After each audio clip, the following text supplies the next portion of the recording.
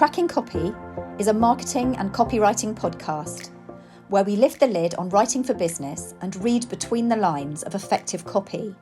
This is a podcast for creative entrepreneurs and savvy business owners like you who understand the value that great copy can bring to their bottom line. We dive into a different aspect of writing for business in each episode, debunk the myths about how we should write, and explore the ways that writing can be fun, conversational and creative, while also being high impact for serious results. So listen, laugh and learn with us, Ella Hoyos and Minnie McBride, as we share our words and wisdom in each snack-sized episode. Expect some lightbulb moments, interesting guests and practical takeaways as we crack the copy code together.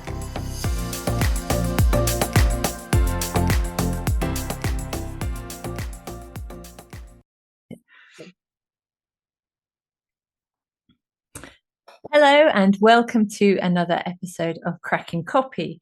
My name's Ella Hoyos. I am a copywriter and launch strategist, and I'm really delighted today to have a guest on the show, Rachel Exton, who works for one of the largest global education providers called Pearson, a company called Pearson. She's the Vice President of Marketing in the English Language and Learning Division, a working mum, and self-confessed, crazy, enthusiastic person, which I love. So welcome to the show, Rachel. Thank you, Ella. It's wonderful to be here. I know that you've had a varied and extensive career with some big, fast-moving consumer goods brands.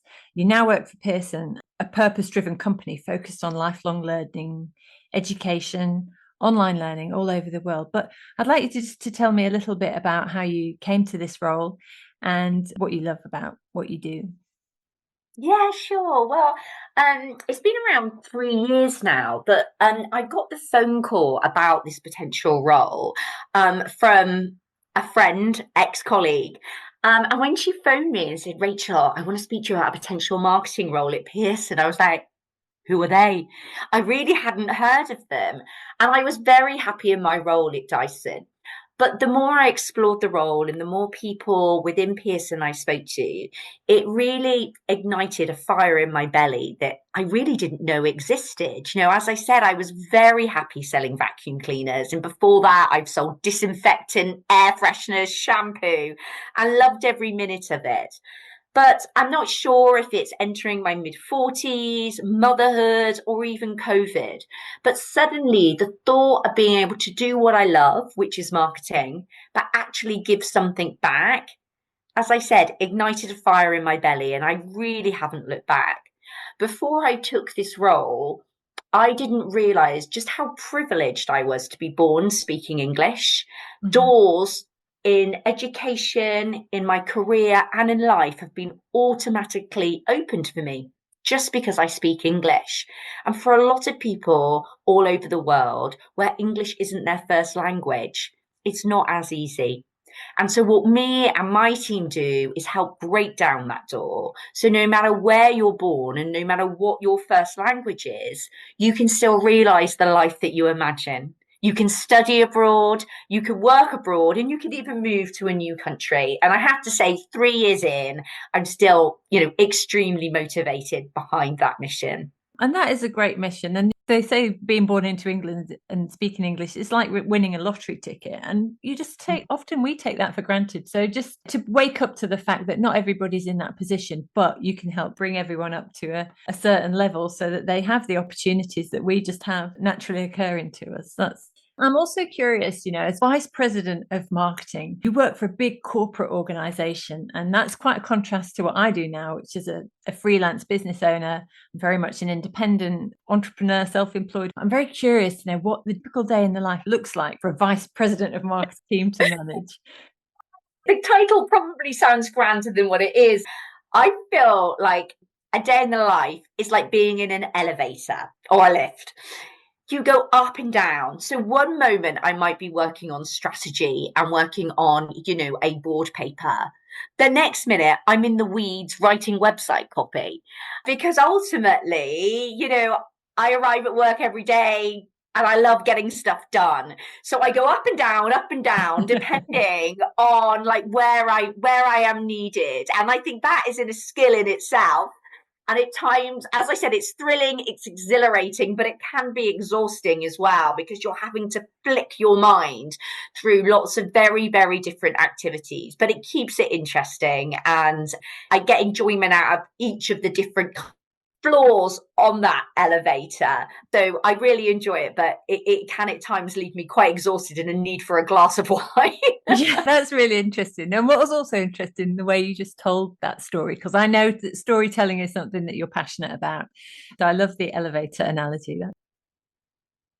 So Rachel, that is fascinating. I'm also interested in the fact that you work in internal communications and external communications, and some of the lessons that you've learned in your career that you're applying now to your work at Pearson. I'm particularly interested in what I've heard you say about corporate jargon. And as marketers, we tend to use marketing jargon as we, talk to our teams and explain what we do to our clients. In favor, instead of using plain English, but plain English is a much more relatable way to talk to people. And I know that you believe in the power of words to drive conversion. So I want to dig into that. Yeah, no, absolutely. Well, I'm queen of kind of keeping it simple, but I'm also a queen of really putting your customer or your consumer at the heart of all you do. And that is what frustrates me with some of the marketing jargon. So if we take the marketing funnel as an example, something that, is drummed into us from university if you work in the marketing trade, and I love it. It's such a useful tool. But the words in which we traditionally use to describe each stage of the funnel are just so alien from the lives and the conversations that our consumers have.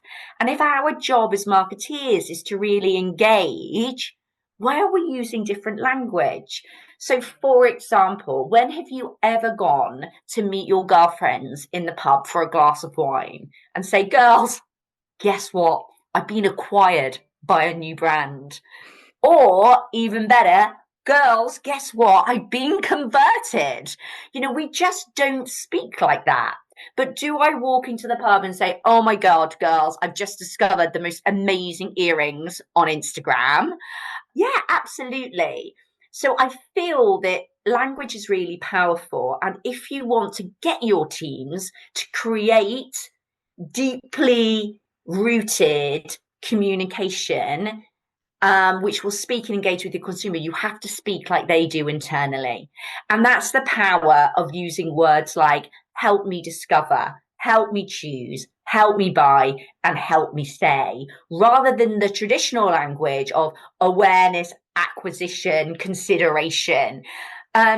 It's a really small shift, but it can have a really big shift in terms of the way you think and the way you approach briefs and the way in which you approach copy. Yeah. And I first discovered this. I didn't create this. I first discovered this kind of language when I worked at Dyson, and I saw the power of it firsthand. So it's something that I took with me as I moved into Pearson. And it's now how we speak in the team, which is wonderful. We don't talk about let's generate awareness. We talk about how are we going to get more people to discover us.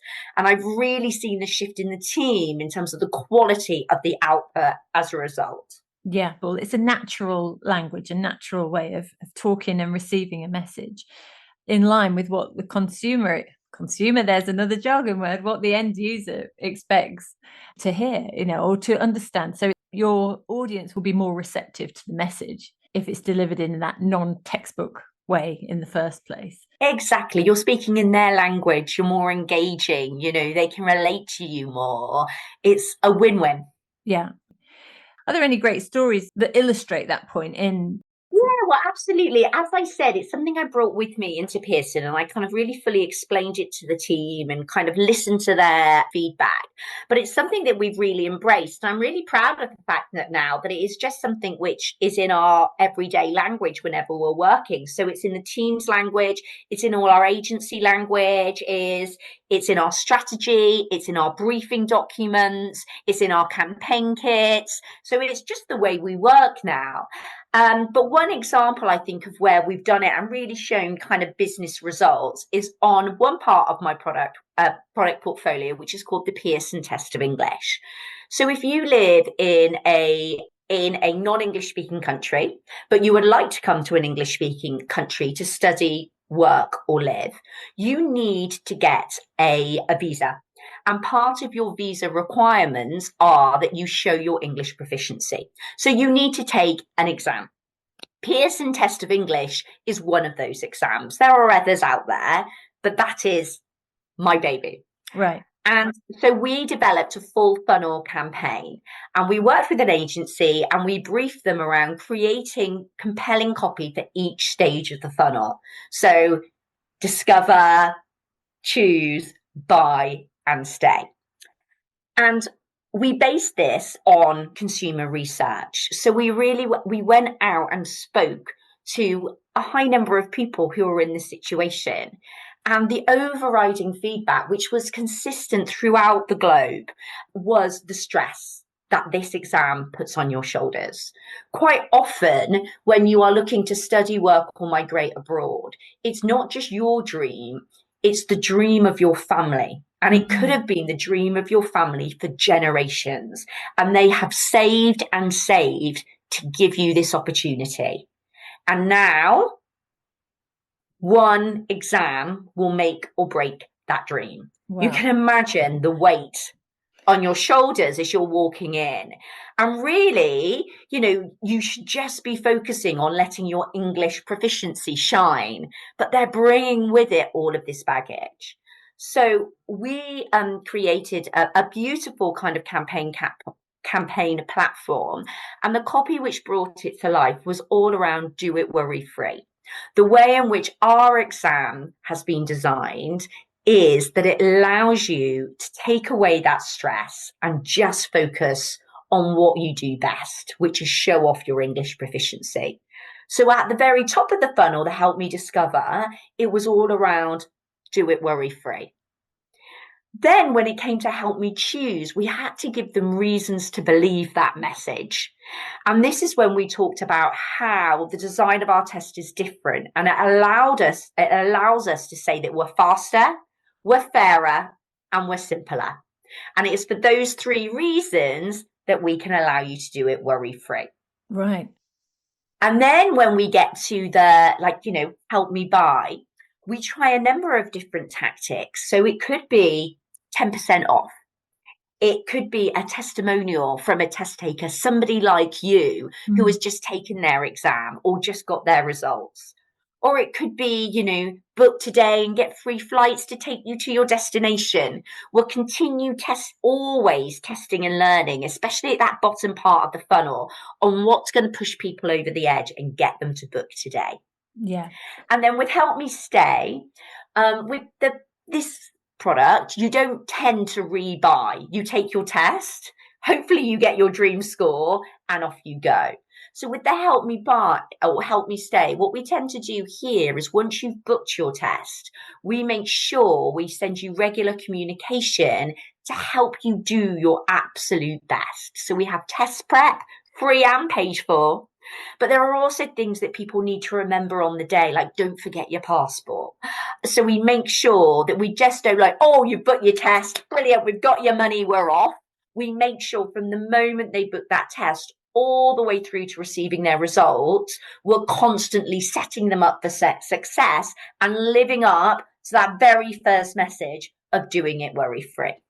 That's a really fantastic illustration of how that can work. And I understand, that Help Me Discover, that's in marketing speak, that would be the awareness phase of a marketing campaign. Helping You Choose, that's helping people on their buying journey through the considerations, because there are like you say, there are other people who can provide this test, but can they do it worry-free? Can they take some of that anxiety away? So that's a really compelling value proposition. Choose Pearson and you can do it with less stress. You help them buy through some of those incentivized offers, and Helping Me Stay is not necessarily because they're going to be a repeat customer, but that also is sort of about the brand loyalty phase, isn't it? And perhaps if they can recommend to a friend that they did this and it was great and it worked for them and it was easy and they got the result that they want, then that's a win for Pearson as well. I agree. And I often speak to my team as well, is it's about the funnel is a great tool and it really allows you to help bring people from discovery to purchase. But what you've also got to do is wrap that funnel in love. Because sometimes a brand can do a fantastic job of making you aware and making you get to the point of purchase. But if you don't fall in love with that brand, then actually you're not going to buy it. And I always use Tesla as an example. So I think Tesla have done a fantastic job of the funnel marketing. I'm aware, I know exactly all the reasons why a Tesla is better, but I will never buy because I think Elon Musk is a knob. And there is, the best full funnel marketing in the world is not going to change that. So as well as thinking about the funnel, it's really important that you kind of wrap it in love as well. So I'd encourage your listeners to think about the two in combination. Yeah, absolutely. I mean, what we've talked through, the funnel or the sales flow or the customer journey, however you want to position it, that is the logical steps that people take. And sometimes it's not a straight line either. It's a squiggly line. They may come back around to circle back around to deciding or being aware or choosing. But that's a very logical process. Whereas the wrapping it with love, that's the emotional drivers. And actually emotion is such a key part of marketing. How do we want people to feel working with us? You cannot overlook the power of emotion. And if you have a negative emotional trigger, like I don't want to buy from that man, I don't believe in his principles, whatever it is, then that's going to work against you. So no matter how convincing and compelling the argument, if you don't like something because of it compromises your values, you're going to go somewhere else. I'm interested in digging a little bit more into storytelling. You told me a story about the elevator and the typical life in a day, but how do you tell stories in a corporate setting? It's a great question. So a couple of things spring to mind here. I think three things. The first thing is it's really important to make sure that before you even begin to tell a story, that you really deeply understand that customer. I'm a big believer that the best marketing is about putting a mirror up to the person that you speak to. And they think, oh my goodness, how did you know that about me? How did you know I was worried about that? Or how did you know that I was dreaming of that? And if you can really, really dig deep and understand that deep-rooted insight that drives your customer, then it makes it easy to tell a great story. So I would really encourage people to first dig deep before they even put pen to paper. And I often find that people say, oh, I've done my consumer research, but they don't go deep enough. This is when you've got to be that annoying child. Why? And and don't stop, because quite often people either don't do the research or they do it, but it doesn't go deep enough. So make sure you go deep would be my first thing. Then I always really like thinking about it, a problem and solution. So, to engage with your customer, whoever they might be, what is the biggest problem that they're facing at the moment and how can you solve it? And then I also love kind of making it real, making it relatable, whether that's bringing in, real life people who have been through it, or case studies or bringing in some numbers. But I think, that keeping it real is really helpful as well. So I think they would be my top 3 tips. Go deep on your insight before you even start thinking about a story. Think about it and frame it as problem solution, and then make it real. Make it really relatable to that person. That's really interesting, because these are universal truths, these storytelling tactics. So regardless of the fact that you work for a huge multinational organization and I work from home as a small business, working largely with entrepreneurs and smaller companies, but the principles that you use to uncover the story are exactly the same that I would use. And it's that deep level market research beyond the demographics and the age and the location of where somebody lives, into actually getting on a research call and getting on a one-to-one conversation to really uncover those problems that somebody's facing or those aspirations or desires that they have, and then translating that into offers that address the needs of our customers. And it's relatable because, even if you're talking about one specific person, and I think that rule of one is really important as well, one message to one person.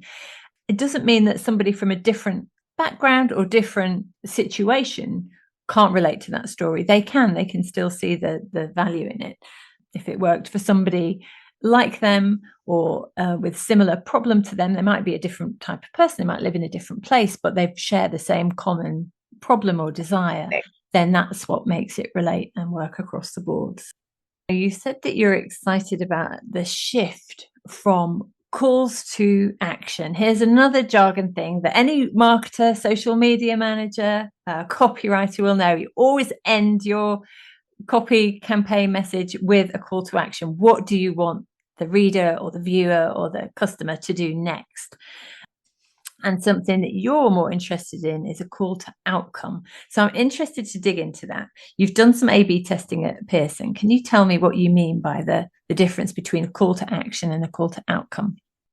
Yeah, absolutely. So a call to action is, copy which is asking people to do something. Sign up now, download now. Great, very clear, very simple.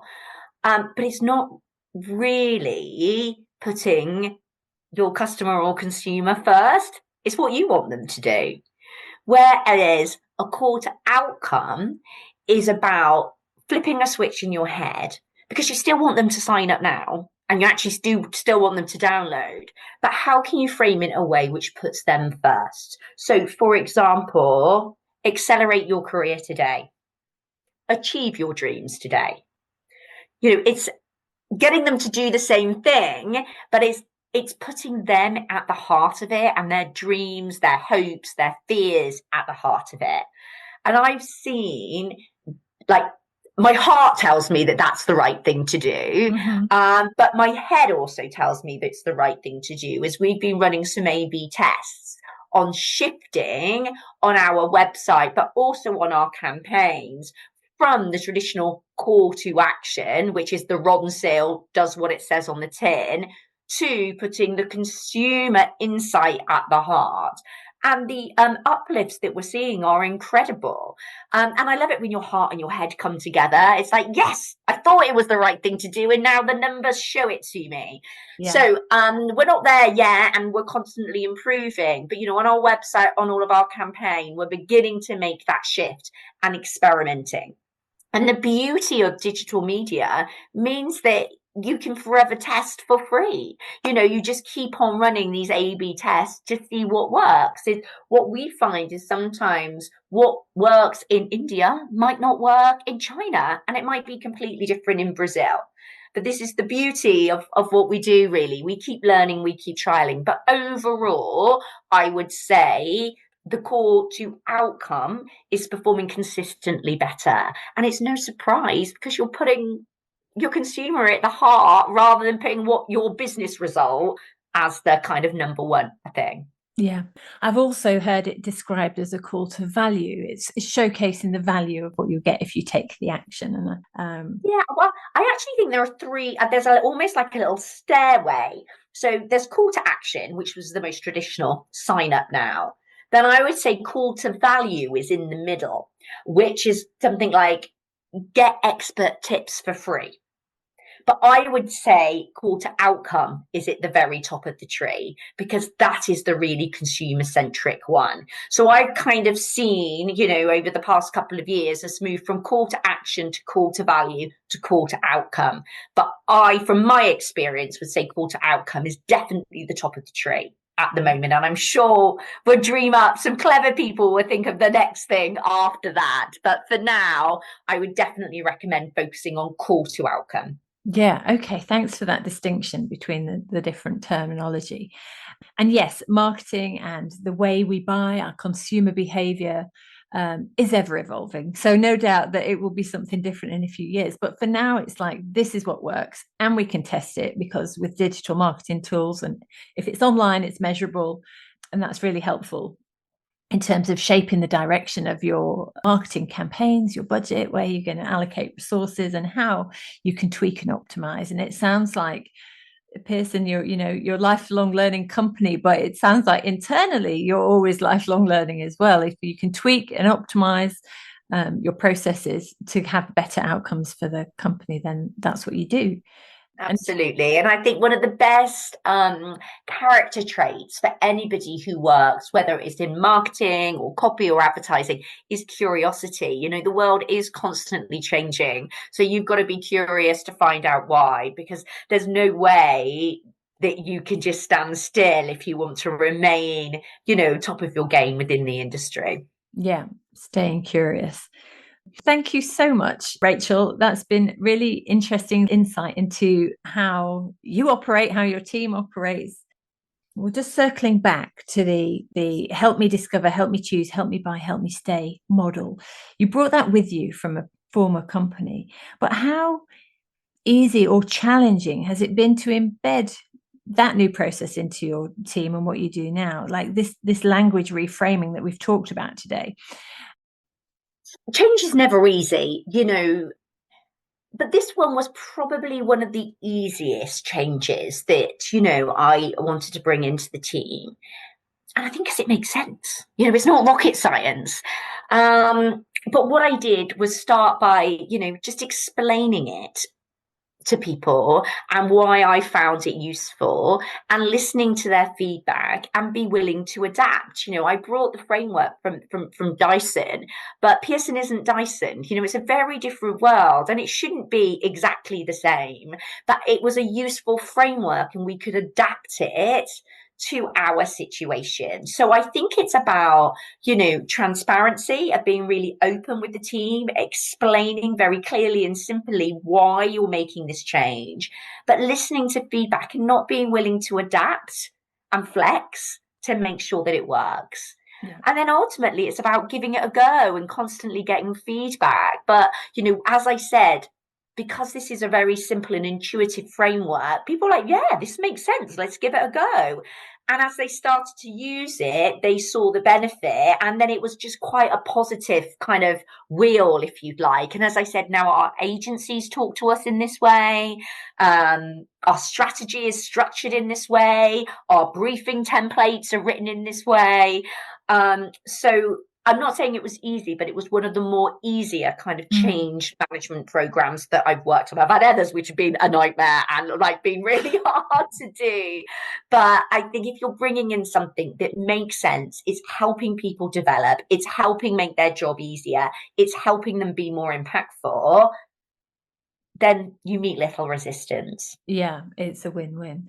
And that is testament to the fact that simple ideas are often the best. I mean, aren't we terrible at marketers as overcomplicating and thinking of, the new shiny new object syndrome? We want to implement it. It's a new technique, a new strategy, a new tactic that's trending at the moment. But it's almost like, why don't we tune out from the noise and ask ourselves, what would this look like if it was easy?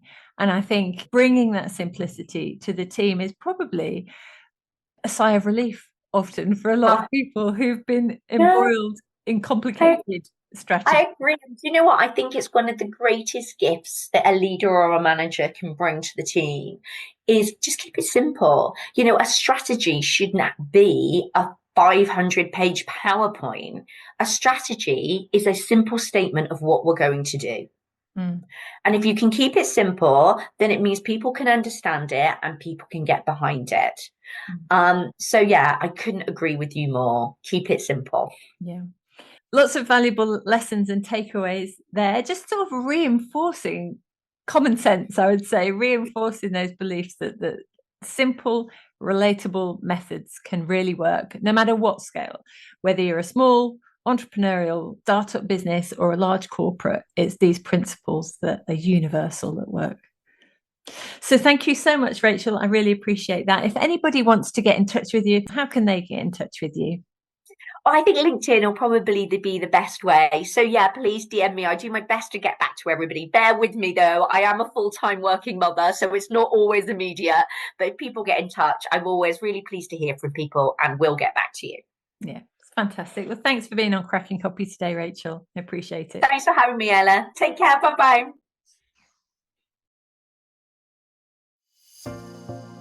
You have been listening to the Cracking Copy podcast with Ella Hoyos and Minnie McBride. Don't miss out on future episodes by making sure you hit subscribe down below to keep up with all our podcasts. And more details and resources are in our show notes. So we'll see you next time.